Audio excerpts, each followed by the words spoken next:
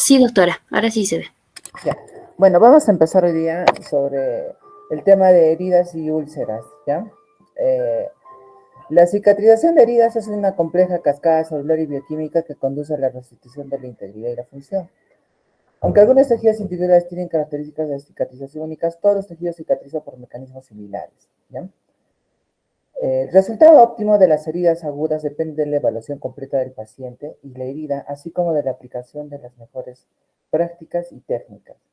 En la clínica, la cicatrización excesiva puede ser un problema tan importante como la cicatrización deficiente, con participación importante de factores genéticos, técnicos y locales.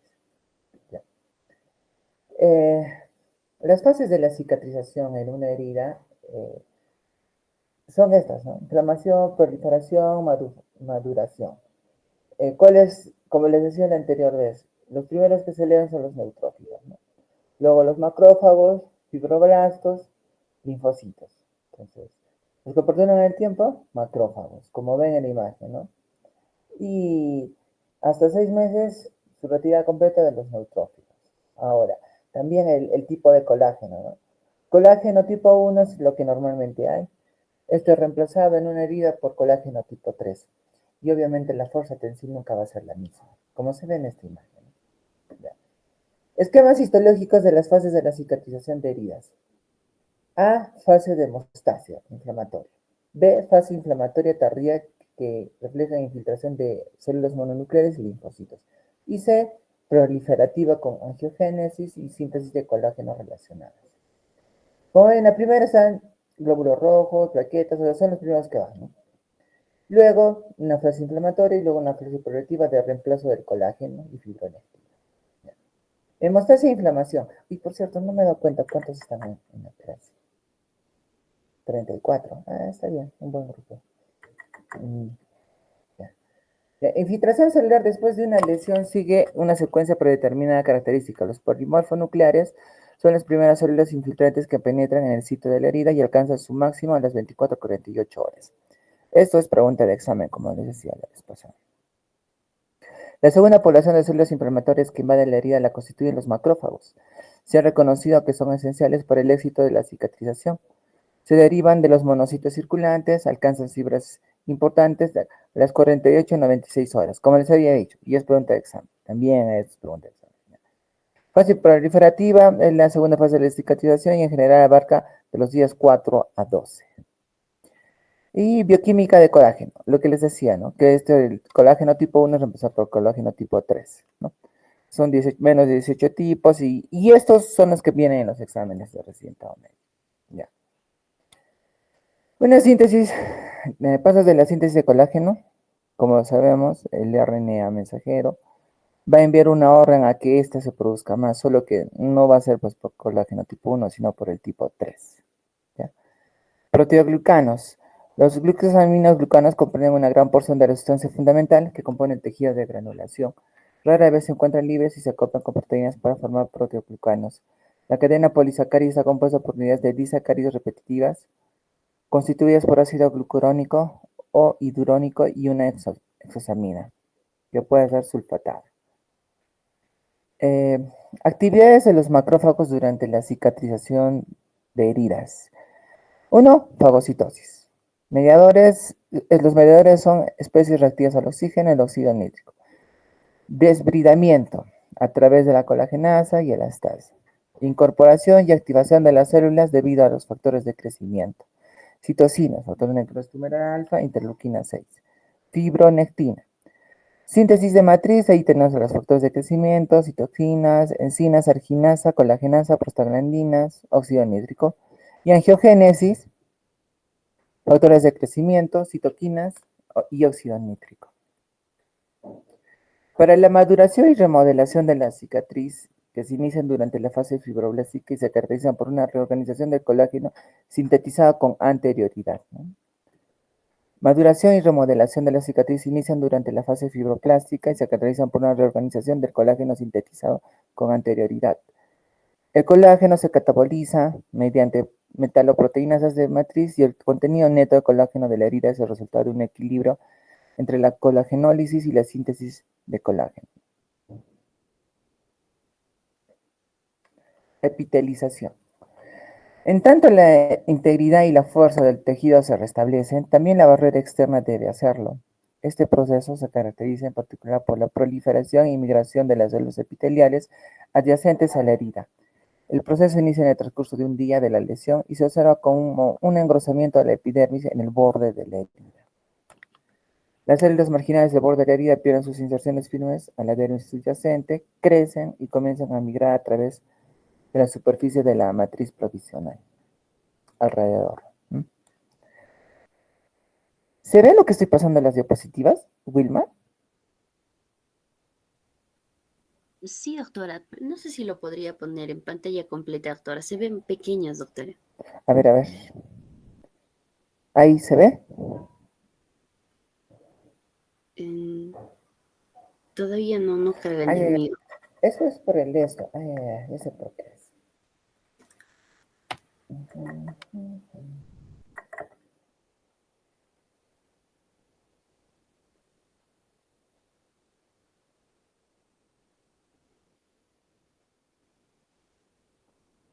Ya, ahora sí. Ahora sí se debe de ver. Función de los factores de crecimiento en la cicatrización normal. Los factores de crecimiento y la citoquinas son polipéptidos que se producen tanto en tejido normal como lesionado y que estimulan la migración, proliferación y las funciones celulares. Con frecuencia se denomina por las células de las que se derivan primero, ¿no? Ejemplo, factor de crecimiento derivado de las plaquetas o por la primera función que se identificó, como el factor de crecimiento de fibroblastos. Estos nombres suelen ser erróneos porque ahora se sabe que los factores de crecimiento tienen múltiples funciones. Casi todos los factores de crecimiento son de suma potente. Factores de crecimiento que participan en la cicatrización de heridas. Esto lo saca del libro de Schwartz. Me parece el más completito. Por ejemplo, el factor de crecimiento es origen en las plaquetas, macrófagos, monocitos, células de músculo liso, células endoteliales. Los efectos celulares y biológicos, quimiotaxis, fibroblasto, músculo liso, monocitos, neutrófilos, mitogénesis, fibroblastos, estimulación de angiogénesis, estimulación de síntesis de colágeno. Entonces, todos estos factores de crecimiento van a tener su origen. A ver, otro ejemplo. El factor de crecimiento es similar a la insulina. Se origina en las plaquetas, probablemente el efecto de la acción de la hormona de crecimiento. Y promueve la síntesis de proteínas, matriz extracelular, incrementa el transporte de glucosa en la membrana. Esto algunas veces es pregunta de examen, ¿no? Sobre todo el factor de crecimiento de insulina y el primerito, el PDGF. No puedo hacer eso. Ahora, enfermedades hereditarias del tejido conectivo. Ejemplo, el síndrome de Ehlers-Danlos. El tipo 1, características, o sea, estas son todas las variedades, ¿no? O sea, tipo 1, 2, 3, 4, 5, 6, hasta el 10. De las características clínicas, piel va a ser blanda, hiperextensible, hematomas espontáneos, frágil, cicatrices atróficas, articulaciones hipermóviles, venas varicosas, nacimientos prematuros. Es un grupo de 10 trastornos que se presentan como un defecto en la formación de colágeno. Las características incluyen piel friable y delgada con venas prominentes, hematomas espontáneos, cicatrización de déficit de heridas, formación anormal de cicatrices, hernias recurrentes y articulaciones hiperextensibles. Las alteraciones gastrointestinales comprenden hemorragia, hernia hiatal, divertículos intestinales y prolapso rectal. Los vasos sanguíneos pequeños son frágiles y dificultan la colocación de suturas durante la intervención quirúrgica. Como va a haber o sea, el colágeno que debería de estar no se va a formar, entonces va a haber una debilidad del tejido conectivo en todo el cuerpo, ¿no? Y no solamente en la piel, sino también en el tracto gastrointestinal, en la pared abdominal, llámese la aponeurosis, en las hernias hiatales, que es una debilidad del orificio yatal en el músculo diafragma, ¿no? Síndrome de Marfan. Los pacientes con síndrome de Marfan tienen estatura alta, aracnodactilia, ligamentos laxos, miopía, escoliosis, tórax embudo y aneurisma de la aorta ascendente. Lo que preguntan en el examen es esto, la aracnodactilia, ¿no? Característico de síndrome de Marfan, respuesta. Y aneurisma de aorta ascendente, que es otra cosa que preguntan en los exámenes de reciente. Otra enfermedad, osteogénesis imperfecta, ¿no? Tienen los huesos frágiles, osteopenia, poca masa muscular, hernias, ligamentos y articulaciones laxas. Se debe a una mutación en el colágeno tipo 1. Se conocen 4 subtipos. Los pacientes presentan adelgazamiento de la dermis e incremento de las contusiones. La cicatrización es normal y la piel no es hiperextensible. Hay 4 tipos, ¿no? Fragilidad ósea leve, letal prenatal, con huesos largos arrugados, costillas delgadas, escleróticas de color azul oscuro.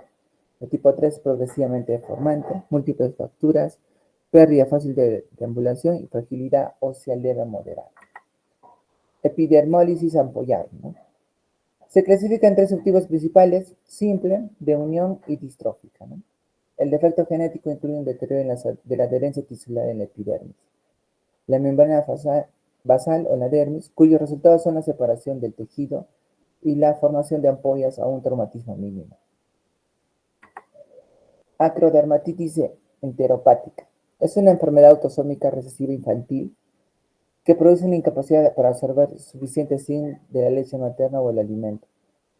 Afecta a la captación intestinal de zinc al evitar la unión de este elemento a la superficie celular y su translocación al interior de las células. Se acompaña de un deterioro de la formación de tejidos de granulación porque el zinc es un cofactor necesario para la polimerasa de DNA. Comparación de la cicatrización de heridas en el tubo digestivo y la piel. Tenemos estas, ¿no? Por ejemplo, el ambiente de la herida, el pH. Varía en la totalidad de gastrointestinal según las excreciones exocrinas locales y en la piel suele ser constante excepto durante sepsis o infección local. Microorganismos en el tubo gastrointestinal, aerobios y anaerobios, en especial en colon y recto, problemáticos y contaminan la cavidad peritoneal. Los comensales de la piel rara vez causan problemas. La infección puede resultar de contaminación exógena o diseminación hematógena. Síntesis de colágeno. El tipo de célula: en el tubo gastrointestinal, fibroblastos y células de músculo liso, y en la piel, fibroblastos. A veces estas enfermedades no son de fácil diagnóstico. Simplemente el paciente te presenta o te refiere: tengo diarrea a ciertos alimentos. O simplemente te dice: tengo constipación. Entonces, son de difícil diagnóstico estas enfermedades del tubo gastrointestinal. Incluso con una endoscopía o colonoscopía, el epitelio es de aspecto normal. Hasta se toman biopsias, y las biopsias, como no son estudios nucleares, o sea, de funcionalidad, entonces no te va a dar por resultado, pero en la biopsia tú vas a ver que está bien, ¿no? Eso es lo que pasa con esto. Las heridas se clasifican en agudas o crónicas, ¿ya? Diferentes métodos clínicos para el cierre y cicatrización de las heridas agudas, por ejemplo. Son de 3 tipos, ¿no? Primera intención, segunda intención y tercera intención. En la primera intención va a haber una epitelización. Son heridas en las que si tú pones un punto o la afrontas de cierta forma, no necesariamente con un punto, van a cerrar. Son heridas limpias. Ahora, en las heridas de segunda intención es porque se ha infectado, entonces esa herida va a estar abierta. ¿Y qué son las de tercera intención? Cuando después de un cierto tiempo, cuando ya no genera más exudado, recién lo cierras. Eso se le llama tercera intención. Obviamente, las de tercera intención, el cierre ya no va a ser tan lineal como en una de primera intención, ¿no? Esa sería la diferencia. ¿Y cuáles son los factores sistémicos en la cicatrización de heridas? La edad no va a ser igual una persona de 5, 15, 20 o 60 años. Nutrición no va a ser igual a cicatrización en una persona desnutrida, ¿no? Traumatismos, porque va a haber abulsión de piel, enfermedades metabólicas, inmunodepresión, los diabéticos no cicatrizan bien.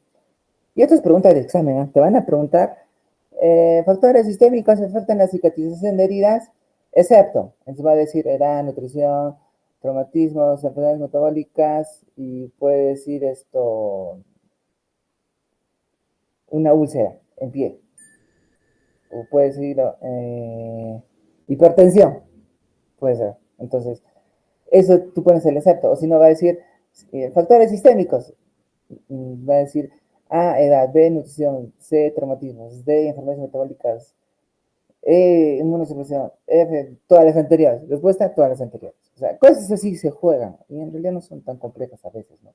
Ahora, locales. Puede haber una interacción entre ambas, ¿no? Para la pregunta de examen. Locales tenemos lesión mecánica, infección, edema, isquemia, agentes tópicos, radiación ionizante, tensión de oxígeno baja, cuerpos externos. Profilaxis antimicrobiana para intervención quirúrgica. Bueno, esto lo manejamos bastante en general los cirujanos, llámese de todas las especialidades, porque esto disminuye el tiempo posoperatorio, disminuye la infección de la herida operatoria, depende mucho de la zona a operar, ¿no? Y esto es pregunta de examen siempre de residentado. A veces bien, a veces no, pero sí, siempre hay que tenerlo en cuenta, ¿no? Por ejemplo, si yo voy a operar de la vesícula biliar o una colangitis o una coledocolitiasis, entonces, ¿qué voy a usar? Cefazolina. O sea, puedo usar otras opciones, ¿no? Pero en el examen de residente médico me van a preguntar el óptimo. Y este cuadrito está sacado del Schwartz.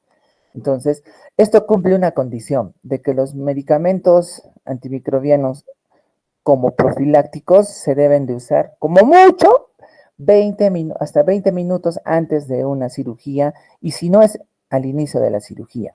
Porque si tú lo colocas, le dices a la enfermera, esto ponlo una hora antes o 2 horas antes o en horario, no tiene efecto. Entonces tiene que ser 20 minutos antes de una cirugía o al inicio de la cirugía o en la cirugía más tardar. Ese es el verdadero efecto profiláctico. Lo que te van a preguntar es, si tienes un paciente que se va a operar de una esofagoectomía o una gastrectomía, ¿qué medicamento le darías profilácticamente? Cefazolina. Eso te van a preguntar. Si tienes un paciente que se va a operar de una colectomía, ¿qué medicamento le das antibiótico profilaxis? Vas a decir, neomicina, eritromicina o metronidazol. Más frecuente, el metronidazol. ¿Ya? Apendicectomía, ahí tienes más variedades, ¿no? No perforada, cefoxitina, cefazolina, metronidazol o ampicilina sulbactam. Génito urinario, ciprofloxacino, si le vas a hacer algo en la vejiga, ¿no? Ahora, para una histerectomía, cefoxitina, cefazolina o ampicilina sulbactam. Esto es lo que viene en los exámenes, ¿eh? Este cuadro tienen que saberlo. Bueno, si te viene algo de neurocirugía, ¿qué le vas a dar? Cefazolina. ¿Qué patógeno frecuente puede haber? Staphylococcus aureus, Staphylococcus epidermidis.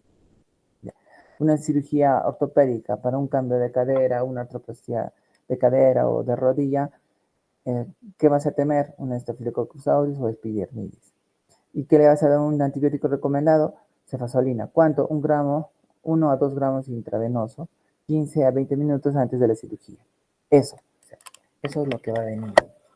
Lo que más pregunta, lo que yo he visto, gastrointestinal, ¿no? Gastrointestinal, torácica y biliar.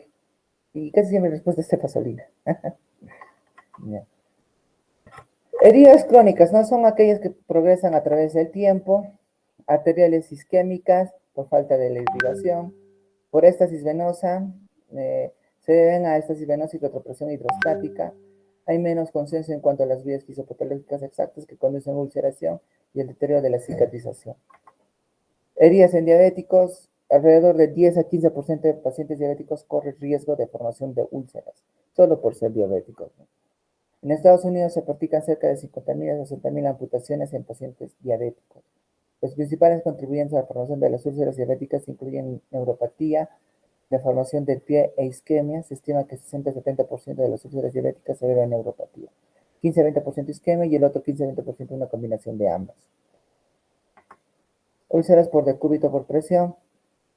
Varía, ¿no? 2.79%. Esto se presenta en los pacientes que con antecedente de alguna enfermedad que les impida movilizarse, no necesariamente las paraplejías, porque a veces hay pacientes que están posoperados de una artroplastia de cadera y hacen una úlcera de decúbito en el otro lado. Entonces, puede presentar en cualquier paciente, ¿no? Sobre todo en los pacientes hospitalizados, es bastante frecuente, ¿no? Ya, heridas en diabéticos corren el riesgo de formación de úlceras. Ya, listo. Ay, ¿dónde está? Sí, recién estoy viendo, señores estudiantes. ¿Se ha visto la imagen? Porque aquí parece que no. Sí, doctora. ¿Sí? ¿Listo? Sí, sí, sí hemos visto. Estaban pasando normal las diapositivas. Ay, gracias.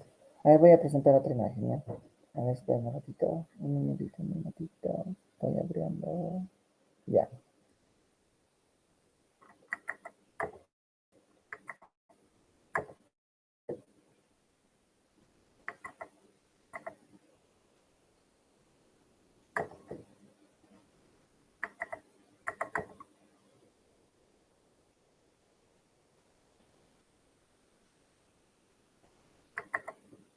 Ya. Les voy a hablar sobre fístulas. ¿Ya? Definición. Eso también es pregunta de examen de recién. No sé si pregunten ahora la verdad, pero lo que debe de quedar en su cabeza, en su cabecita, es fístula es dos palabras o tres palabras. Comunicación de epitelios. Eso es. Eso te van a preguntar en el examen de recién. ¿Qué es una fístula? Comunicación de epitelios. Ahorita vamos a escribir por qué, de dónde a dónde. ¿Ya? Fisiopatología. Las fístulas entero-entéricas de resistencia baja que permiten el contenido de las estructuras. O sea, las fístulas dependen de la estructura afectada.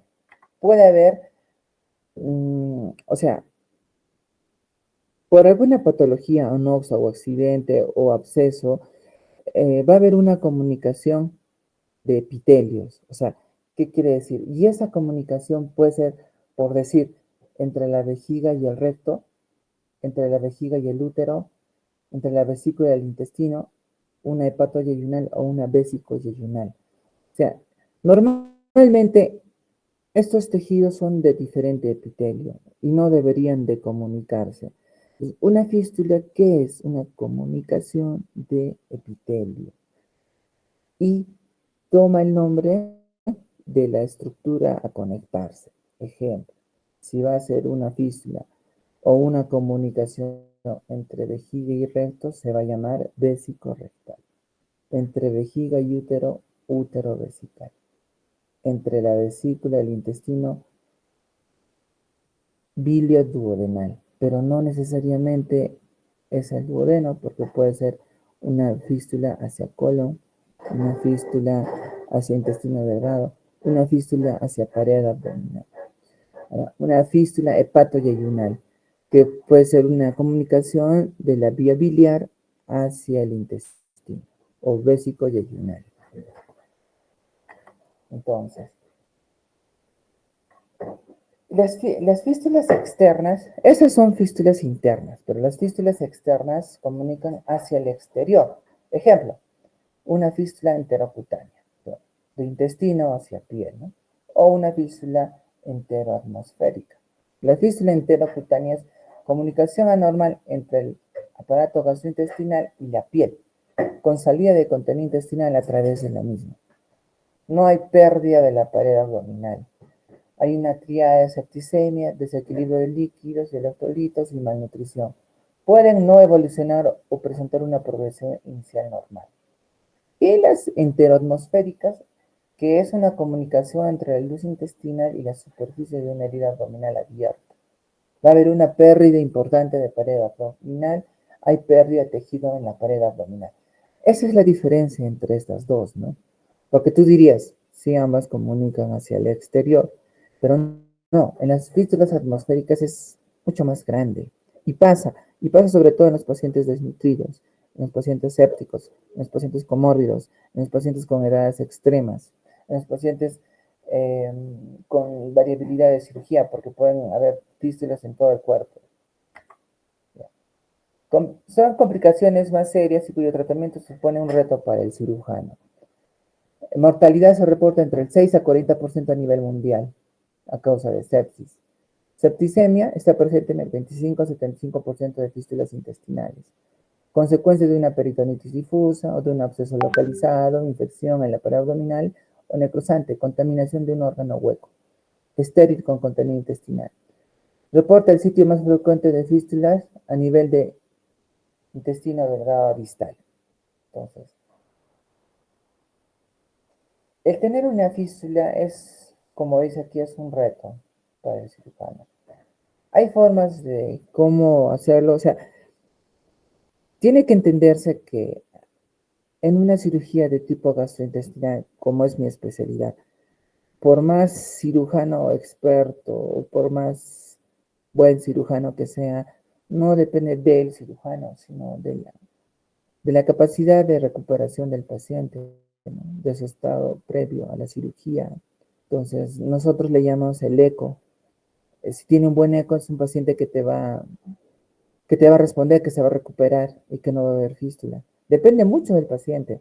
Ejemplo, yo he operado pacientes de 93 años y les he hecho una anastomosis colocolónica por bólulo de sigmoide. El paciente ha ido bien. Así como también he operado pacientes de 25 años sépticos y en quien he hecho alguna anastomosis y el paciente se ha muerto. No tanto por la anastomosis, sino por el estado séptico. Sin embargo, la idiosincrasia de nuestra región, y como ustedes sabrán, la gente es especial, ¿no? O sea, piensan que en su cabeza queda la idea de que está mal operado, cuando en realidad hay que hacerles entender de que se debe al estado séptico del paciente, ¿no? Por ejemplo, esto pasa bastante en los hospitales MINSA. Yo he visto eso, que vienen pacientes que tienen varios días de peritonitis generalizada por una apendicitis aguda complicada y llegan después de que han ido a días chamanes, a brujas, a medicina tradicional de ellos, ¿no? Y al final llegan pacientes complicados, ¿no? Y hacen sus fístulas después de la cirugía. Muchos de ellos. Etiología. 80-90% de los casos es posoperatoria, la mayoría de ellos posterior a cirugía de urgencia, como les decía. Ejemplo, cirugía de urgencia, laparotomía, control de daños por trauma abdominal, perforación de ilio, salmonelosis, infarto mesentérico.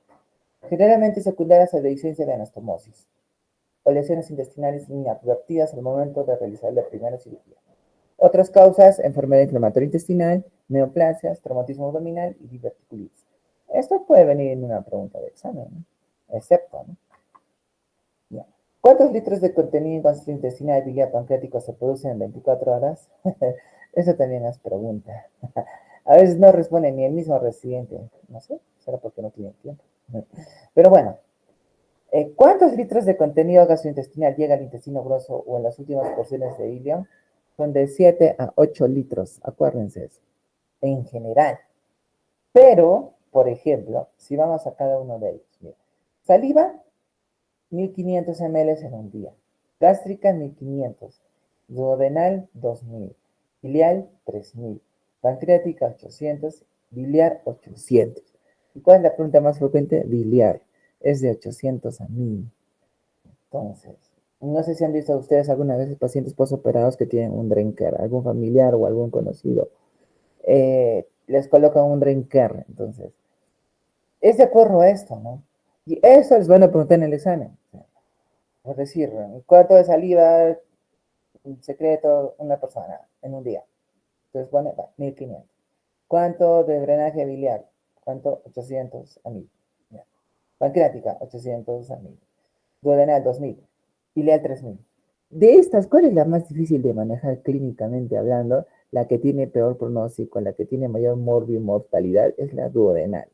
La duodenal es un reto. Eso sí es un reto. Y estoy hablando a nivel nacional, incluso diría mundial, porque es muy difícil su manejo. Si tienes una perforación duodenal, tu única alternativa en el tiempo va a ser hacerle una exclusión duodenal. O sea, excluir el duodeno con una cirugía, porque no te va a sanar. Muy difícil manejo. La fístula, por ejemplo, la fístula colónica, es fácil. Incluso con dieta puedes manejarlo. Pero, por ejemplo, una fístula duodenal o ileal tienes que darle NPT, ¿no? NPT, nutrición parenteral total. Pérdidas abundantes de fístula provocarán deshidratación, hiponatremia, hipocloremia, pudiendo llegar a shock hipovolémico. Carbonato producen acidosis metabólica, hipocalcemia severas principalmente por la fuga por la fístula y por la expresión renal y liberación tisular. Clasificación. Catalogar el tipo de fístula debemos conocer. Producción contenido intestinal diario 24 horas. Ya sabemos cuántos, más o menos. Tramo intestinal que se encuentra involucrado. Obviamente que si tú vas a tener una fístula en el duodeno, va a haber mayor secreción que en una fístula de ilion distal o que en una fístula colónica, ¿no? El número de orificios fistulosos en la superficie. O sea, ese es, en otras palabras, palabras comunes, el número de huecos. Pasa, y aunque no lo crean es bastante frecuente. Como ustedes saben, la primera causa de obstrucción intestinal en el mundo son las cirugías previas. Y este paciente, al haber sido laparotomizado u operado laparoscópicamente, tiene tendencia a la obstrucción. Cuando este paciente te reingresa por una posible obstrucción intestinal por vías de adherencias, a veces se perfora inadvertidamente el intestino delgado. Y no es que el cirujano lo haga a propósito. Y no estoy justificando a nadie. Pero ¿qué ocurre?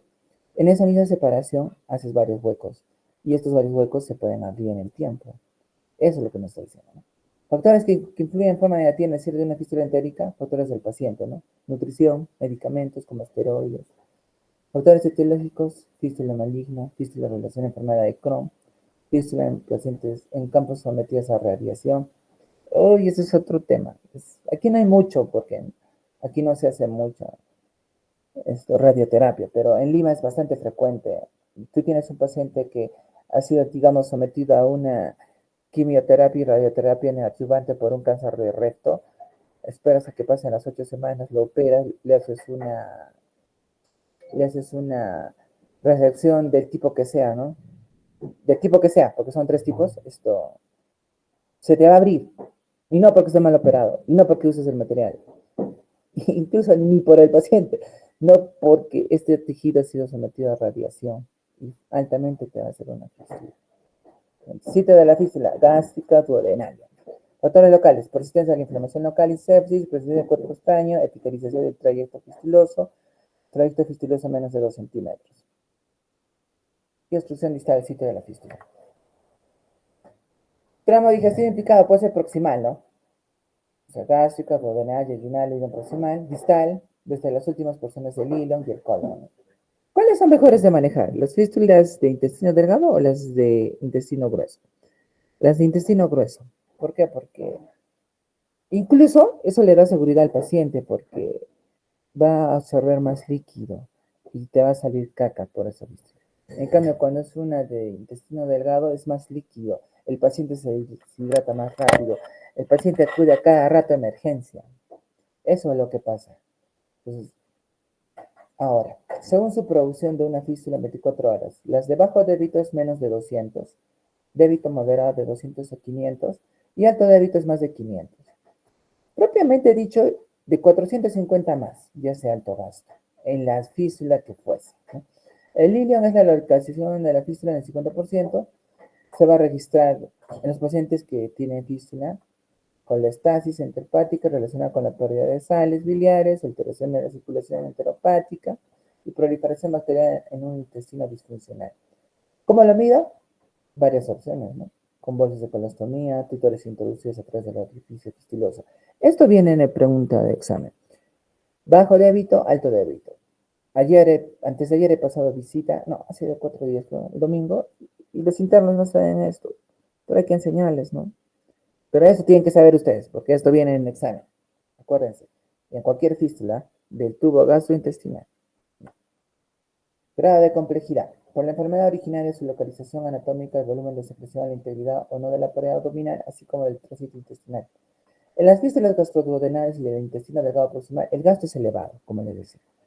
Hay pérdida de líquidos, desequilibrio electrolítico y la malnutrición son pronunciadas. El paciente te va a llegar continuamente de emergencia deshidratado.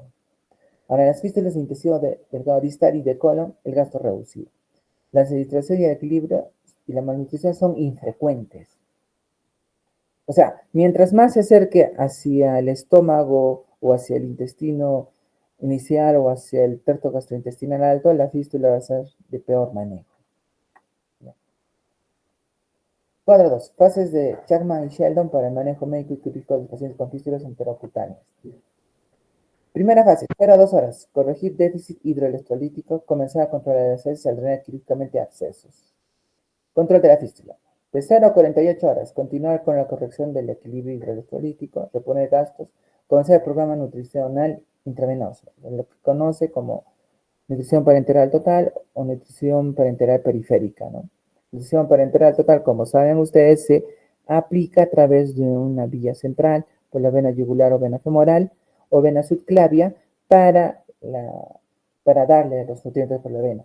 Y periférica puede ser a través de una vena, cualquier vena, puede ser del antebrazo, puede ser en la pierna, pero ahí no se va a aplicar todo. ¿Por qué? Porque muchas veces estos nutrientes son peligrosos, o sea, son de alta osmolaridad, que va a causar dolor, flebitis, y no se va a poder aplicar todo. Lo correcto es una vía central. Ya, tercera fase, 1 a 5 días. Intentar bienteral de alimentación de ser posible, realizar estudios de imagen para delinear la fístula. Cuarta fase, mantener el aporte nutricional adecuado. Después de 5 días, cirugía para controlar la sepsis, cirugía en caso de la fístula inicial. Diagnóstico, múltiples imágenes, tenemos rayos X, cistulografía, tomografía, ecografía, sitio, trayecto, características. Ejemplos, ya. Vean aquí. Aquí se ve una flecha, ¿no es cierto? Entonces aquí yo veo una comunicación, me parece que esto es recto, esto me parece que es vejiga, y del recto, no, puede ser vagina, ¿no? Vagina hacia colon, hacia intestino delgado, hacia colon. Y aquí parece útero hacia colon, ¿sí? ¿No? Intestino delgado, porque tiene válvulas coniventes. Y aquí otra fístula, ¿no? Comunicación de epitelio. Esto parece colon, que no defino bien. Puede ser vejiga, puede ser vejiga. Entonces, ¿qué es el objetivo de que reconozcan ustedes? Una comunicación de epitelio, ¿no? Aquí hay otra. Esta sí se ve más clara. Es de colon hacia vejiga. Aquí se ve. Esto está bien bonito. Miren, a ver. Se ve aquí una comunicación. Esto es lo que les van a preguntar siempre. Y toda su vida les van a preguntar eso. Doctora, ¿qué es esto? Es una fístula. ¿Y qué es una fístula? Comunicación de epitelios. Pregunta de examen de resultado médico. Manejo, 4 fases. Reanimación, estabilización, evaluación y reparación. 1. Fase 1. Control de volemia. Equilibrio electrolítico. Drenar el absceso. Drenaje externo adecuado. Iniciar soporte nutricional. Lo que les decía, ¿no? En la de Sharma. Fase 2. 24 a 48 horas. Nada por boca. Ah, sí, esto es otro factor. Cuando tienes una fístula, y peor aún en las de alto gasto, el primer manejo, cuando tú inicias nutrición parenteral total, nada de por boca. Tiene que haber un reposo intestinal. Ya suficiente tienes con que tu cuerpo produzca de 2 a 3 litros diarios para que a eso le agregues comida. Entonces, eso sí es un protocolo internacional estandarizado a nivel mundial. Mientras tú le des NPT a tu paciente, no puedes darle nada por la boca. A menos que tú en el tiempo estés viendo que el drenaje de esta fístula empiece a disminuir y tú ya le empieces a dar dieta. Pues ahí sí, pero antes no. No. La animación, tenemos agua, adulto joven 40 ml por kilogramo por día, adulto con patología 35 ml, mayores de 55 años 30 ml. Si multiplicamos por peso, digamos, a ver, 30, ya, 30 por un paciente de 70 kilos, más o menos sale 2100. 2100 requiere un paciente al día, en 24 horas. Generalmente nosotros somos más prácticos, 2 litros. Entonces, ¿tú cuánto de volumen de NPT le vas a dar? Inicias con 1600 o si no 1800, pero tu objetivo es llegar a 2000. Entonces, el manejo del NPT es un poquito complejo, porque al inicio no le vas a dar muchos aminoácidos ni proteínas. Entonces, al tercer día ya le vas recalculando y le aumentas aminoácidos y proteínas. Al noveno día ya le vas aumentando más. Ya con esto el paciente te va mejorando, ya le vas bajando. Ya no le vas a dar los 1000 de volumen total, le vas a dar 1600, luego 1200. Y cuando estás con un volumen de 1200, ya le vas dando nutrición oral, ¿no? Entonces, en regla general, incluso para un paciente, para cualquier paciente, acuérdense de eso. 30 ml por kilogramo por día. Esa es la dosis estándar. Ahora, en niños va a variar, pues. En niños es hasta 100 ml por kilogramo de peso. Ya. Reanimación. Bueno, más o menos lo que les decía, ¿no? Por ejemplo, el volumen total de bilis 500-800, páncreas 600-800, duodeno 1000 a 2000, yeyuno 1000 hasta 9000, saliva 500 a 2000, promedio 1500, estómago 1500 a 4000. De estas secreciones, ¿cuál es la más perjudicial? Pregunta el grupo. De estas, la más perjudicial y brava es la duodenal y pancreática. Y entre ambas, la pancreática. Porque recuerden ustedes que el páncreas produce sus glándulas exocrinas producen eh, proteasas, colágeno, o sea, digiere, el páncreas digiere. Entonces, si tú vas a tener una fístula pancreática, te va a comer piel, te va a comer todo el camino, o sea, es las de peor manera, los pancreáticos. Esas son las más brutales. Las menos malas, se podría decir, son las de colon. Vale feo, claro, pero esas son las menos malas. Ya. Protección de la piel, evitar daño, dirigir drenajes, bolsas, aspiración continua. Esto es todo un mundo. Esto es todo un mundo porque el manejo, incluso hoy en día existen enfermeras especializadas en el manejo de colostomías o de ostomías. Es todo un mundo. Existen, mayormente esas enfermeras están en Lima. Aquí hay algunas que se capacitan, pero manejan bien también. Es todo un mundo es. Pero bueno, evitar el daño, ¿no?, de la piel. Ese es el objetivo en la protección de la piel. Monitoreo, balance hídrico, CBC, peso, PVC, diuresis. O sea, monitorar al paciente, ¿no? Con tu fístula, ¿no? Vas a controlarlo, ¿no? Su ionograma, su AGA, vas a decir que el equilibrio de ácido base, su hemograma, su urea, glicemia, hepatograma. Muestra el débito, bueno, hay las características del drenaje de tu fístula, ¿no? Si va a ser colon, caca. Si va a ser intestino, verde. Si va a ser biliar, amarillo. Si va a ser gástrico, es variable. Pero generalmente es claro. Es un líquido claro que también carcome la pared, la piel. El análisis y el volumen, ¿no?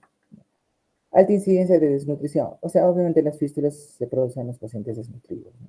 Adecuado soporte nutricional en la posibilidad enteral. Frecuente necesidad de suplemento parenteral.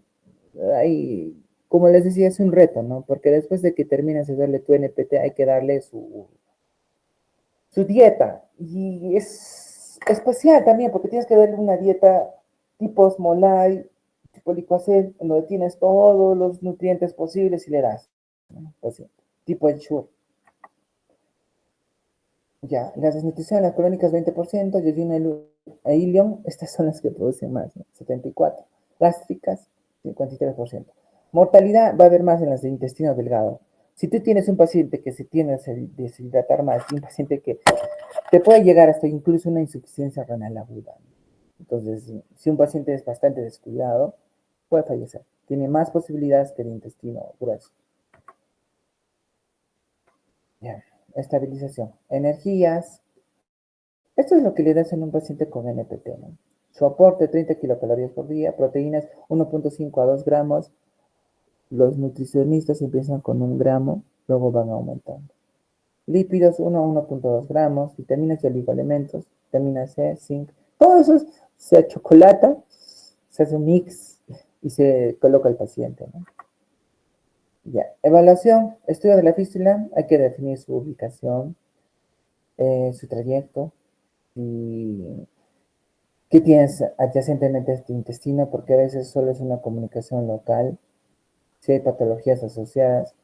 Si tú tienes un paciente con una fístula colónica que tiene el antecedente de tener 70 años, geronte, y que tiene Parkinson, ¿qué vas a hacer? ¿Lo vas a operar? No, pues, tienes que manejar médicamente. Ya, este es un Un ejemplo, ¿no? Esto que ven aquí, la salida de la mucosa del intestino delgado, aquí están tratando de canalizar. Esto que ven aquí es una herida, una fístula enteroatmosférica, ¿no? Pero aquí ya le han puesto su sistema VAC. El sistema VAC, actualmente llamado terapia de presión negativa, consiste en la colocación de unas esponjas especiales que por dentro y por fuera la vas a plastificar y tú le conectas a un sistema de expresión negativa para que esto te ayude a cerrar la pared abdominal. Uno, pero más importante que ello, a disminuir el gasto o aumentar un desequilibrio hidroelectrolítico. ¿Por qué? Un paciente que tiene el abdomen abierto, como en una fístula enteroatmosférica, es de muy difícil manejo. Y solo por el simple hecho de estar expuesto ya se deshidrata el paciente porque va a haber una volatilización de los líquidos, ¿no? Y este TPN no hay aquí en Puno, pero yo lo he visto en Lima, lo he usado en Lima bastante, incluso he cambiado.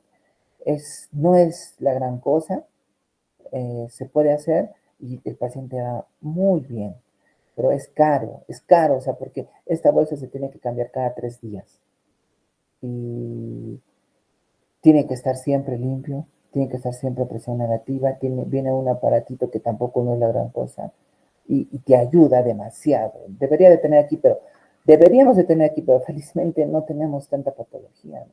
Que en venida vas a ver diario estas cosas. Aquí ven en este paciente con una fístula enteroatmosférica que tiene varias fístulas, ¿no? Aquí un huequito, otro huequito, otro huequito. Este es un abdomen congelado, ¿ya? Como ven, no se ven las asas. Y aquí está tratando de canalizarlo. ¿Ya? Por ejemplo, este paciente va bien con esto, con el sistema VAC o terapia de presión negativa que se llama actualmente. Entonces, tú lo vas cerrando y vas canalizando. Aquí ha canalizado, ¿no? En 3 puntos. 1, 2, 3. Van bien, ¿eh? Excelente van estos pacientes. Claro que el inconveniente es que a la larga pierdes tu continente, o sea, la poneurosis se retrae, como es un abdomen abierto, y te va a hacer una eventración, posiblemente en el futuro, y hay que reparar eso, pero a tener esta fístula con una eventración, la eventración no es nada, ¿no? Ya. Tratamiento quirúrgico. Si el tratamiento conservador fracasó a las 4 o 6 semanas, en pacientes con fístulas amplias y múltiples, lo que les decía, las fístulas ordenales. Fístulas únicas y pequeñas, cuando no hay mejoría local a cambio de 4 o 6 semanas. Hay que operar. Cuando existen cavidades donde se acumula líquido renal. Excepto en el postoperación inmediato, cuando las adiciones intestinales pueden corregirse, la operación definitiva debe intentarse hasta las 4 o 6 semanas de establecida la fístula. 4 o 6 semanas, acuérdense, 4 o 6 semanas. La técnica quirúrgica consiste en la exéresis de los trayectos fistulosos, ¿no? Aquí ven otro abdomen. Este también es un abdomen congelado, pero tipo 3, no es como el anterior era muy fregado, muy difícil, ¿no? Aquí ven la anterior imagen, pero más esquemático. Esto es real, chicos, esto pasa bastante a veces en Puno porque viene el paciente mal, viene mal. ¿Qué tienes que hacer en NPT? Y lo peor de todo es que en MINSA no hay esa posibilidad ni siquiera del NPT. Hay algunos doctores que te venden a 1,000 soles el día y no te venden todo. Te engañan, te dan gato por liebre, porque de las 6 cosas que debes de tener, te dan solo 2 o 3. En cambio, mal que bien, salud sí tiene todo. O sea, de salud, de las 6 cosas que debe de tener, tiene 5. Y si es que no es las 6. Y puedes manejar a ese paciente. Pero en MINSA no. Yo he visto varios pacientes morirse en MINSA porque no tenían NPT. Ya, eso es lo que les decía de la terapia de presión negativa. Aquí ven una fístula, están intentando canalizarlo. Aquí ya le puse el colostomía. Y es lo que les decía, mira, se pone una mallita, un plástico, no hay problema. Esta es la esponjita. A veces es de color verde. Puede ser negra o verde. Entonces, te pone esta cánula y esta aspira. Y como han visto, lo retrae. Y eso te ayuda un montón. Ayuda un montón. Ya creo que eso es todo. ¿Me han escuchado? Sí, doctora. Ya. Entonces, bueno, espero que haya sido. El tema de heridas es un tema un poco complejo, ¿saben por qué? Porque tratado de buscarlo. Tengo entendido que en otro curso también llevan ese tema. Tratado de buscarlo más clínicamente, porque he visto que en otros cursos también llevan ese tema. Por ejemplo, creo que con el doctor Kuno, no sé si él seguirá enseñando, ¿no? Pero he visto que sí trata un tema de eso, específicamente de eso. Yo lo he tratado de llevar más hacia la clínica. Y de las fístulas también lo he llevado hacia un tema de mi especialidad, que es la cirugía abdominal, ¿no? Porque hay fístulas torácicas, hay fístulas pleurales, y también muchas veces el manejo es con la terapia de presión negativa, porque en verdad te ayuda, solo que en el tórax tienes que usar mayor material y es más gasto aún, ¿no? Entonces, hay fístulas de todo tipo, hay fístulas de la glándula submaxilar en el cuello, en la cara, fístulas de las glándulas parótidas. O sea, hay fístulas de todo tipo. Entonces, yo me he abocado en mi tema de cirugía abdominal para hacerlo un poco más preciso. Bueno, creo que eso sería todo. Y ahora sí te voy a pasar de las 4 clases, ya, a tu correo. Me envías tu correo a mi WhatsApp para que tú les envíes a tus compañeros. Como les digo, antes ponía preguntas, pero ya no pongo porque todo me plagió. ¿Qué preguntas tendrán al respecto? Sí, doctora, no se preocupe, gracias. Ya, chicos, cuídense mucho. Hasta luego. Fuerte abrazo. Hasta luego, doctora, buen día.